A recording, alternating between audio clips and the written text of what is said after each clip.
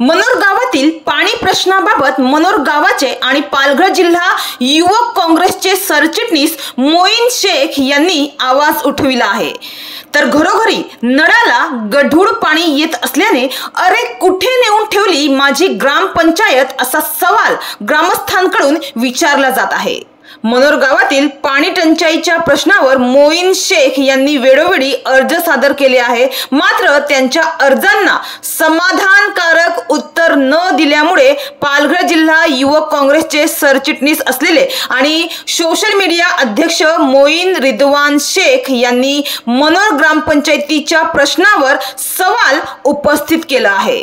तर मनोर गावामधील या पाणी प्रश्नाबाबत आता नुकतंच मोईन शेख यांनी स्वतः मनोर ग्रामपंचायतीच्या फिल्टर प्लांटवर जाऊन पाहणी करून एक व्हिडिओ देखील तयार केला आहे आणि त्या व्हिडिओच्या माध्यमातून त्यांनी जनतेच्या सर्वसामान्य जनतेच्या आरोग्याशी कशा प्रकारे खेळ सुरू आहे हे दाखवण्याचा प्रयत्न केला आहे आणि त्यांचा व्हिडिओ सोशल मीडियावर जोरदार व्हायरल झाला आहे।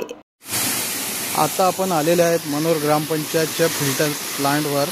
हे बघा, पाणी ज्या प्रकारे येते त्याच प्रकारे पुढे कंटिन्यू होत आहे पाणी। पुढे बघा, आता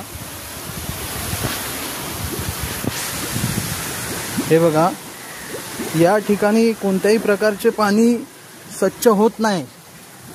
ज्या प्रकारे पाणी येतंय पुढे दाखवतो तुम्हाला। हे बघा,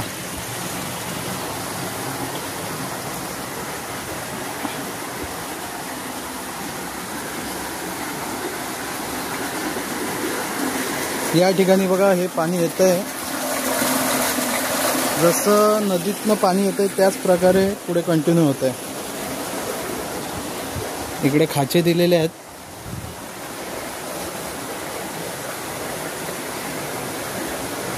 हे बघा, कोणत्याही प्रकारचं पाणी स्वच्छ नाही होते।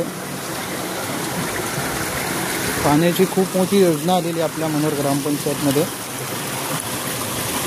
त्या योजनेचं पाणी बघा किती चांगल्या प्रकारचं आहे। हे पाणी आज मनोर ग्रामपंचायतच्या पाड्यांवर गावामध्ये सर्व ठिकाणी अंघोळीला पिण्यासाठी यूज केलं जातं आहे। नियोजन नाही, काय नाही आणि सगळं बंद पडलेलं आहे।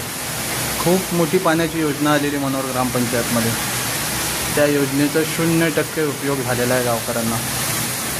तर मोईन शेख यांनी पाणी प्रश्नाबाबत आतापर्यंत अनेक निवेदने सादर केली आहे, मात्र त्यांना त्या निवेदनाचे आजपर्यंत उत्तर मिळालेलं नाहीये। त्यामुळे आता त्यांनी पुन्हा याबाबत आवाज उठविला आहे। शेख यांनी त्यांच्या निवेदनात आतापर्यंत कोणकोणते प्रश्न उपस्थित केले आहे ते पाहूयात।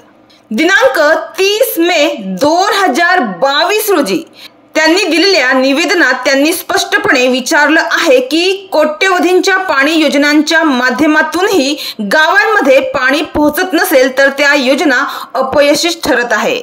शेख यांनी विचारले की 1 एप्रिल 2022 रोजी विचारलेले प्रश्न अजूनही प्रलंबित का आहेत?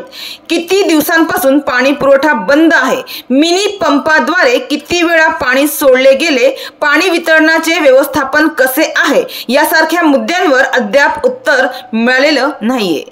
शेख यांनी सांगितले की या संदर्भात महाराष्ट्र जीवन प्राधिकरण पालघर यांच्याकडे पत्र व्यवहार करूनही कोणतीही माहिती देण्यात आलेली नाही।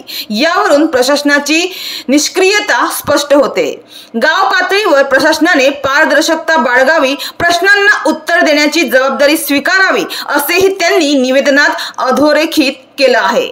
शेख यांनी ग्रामसेवकांसोबतच जिल्हा अधिकारी, पंचायत समिती व जलप्रकल्प अधिकाऱ्यांना याची प्रत पाठविली असून प्रशासनाकडून सकारात्मक प्रतिसादाची अपेक्षा त्यांनी आता व्यक्त केली आहे। तर आतापर्यंत जी निवेदने, जे अर्ज त्यांनी सादर केले आहे त्याचे उत्तर मनोर ग्रामपंचायतीने द्यावे, अन्यथा ग्रामस्थांच्या भावना लक्षात घेऊन आंदोलनात्मक भूमिका घेतली जाईल असा स्पष्ट इशाराही शेख यांनी दिला आहे। एकंदरीत मनोर गावात अनेक वर्षापासून वेळोवेळी होत असलेली पाणी टंचाई आणि पावसाळ्यात ग्रामस्थांना गढूळ आणि अशुद्ध पाण्याचा करावा लागणारा सामना, ज्यामुळे आरोग्याच्या समस्या निर्माण होण्याची दाट शक्यता आहे। या गंभीर समस्येकडे जातीने लक्ष घालून मोईन शेख यांनी या पाणी प्रश्नाबाबत आवाज उठविला आहे। मात्र आता ग्रामपंचायतीकडून म्हणजेच सरपंच, ग्रामसेवक अधिकाऱ्यांकडून त्यांना समाधानकारक उत्तर मिळेल का, हे तर आता पाहावं लागणार आहे। मात्र पालघर हा जिल्हा असल्याने जिल्ह्यातील मनोर गाव हे सुद्धा मोठ्या प्रकाशात आले आहे। मनोरमध्ये आजपर्यंत अनेक नेते पुढारी यांची उपस्थिती पाहावयास मिळाली आहे। शिंदे फडणवीस यांचे अनेक मोठमोठे शो कार्यक्रम आणि सभा पार पडले आहे। मात्र कुणाची हिंमत तरी आहे की त्यांनी गावामध्ये चाललंय तरी काय हा प्रश्न विचारण्याची हिंमत केली असेल।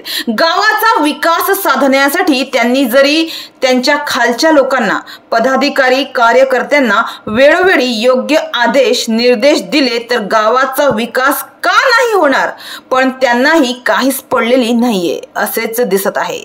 एखाद्या सभेत, चर्चेत आणि बैठकीत मोठमोठे दावे करणारे पक्षाचे नेते मंडळी यांनी गावाच्या विकासासाठी जातीने लक्ष घालायला हवे होते। मात्र तसं तर पालघर जिल्ह्यात तरी होईल याची काहीच अपेक्षा नाहीये।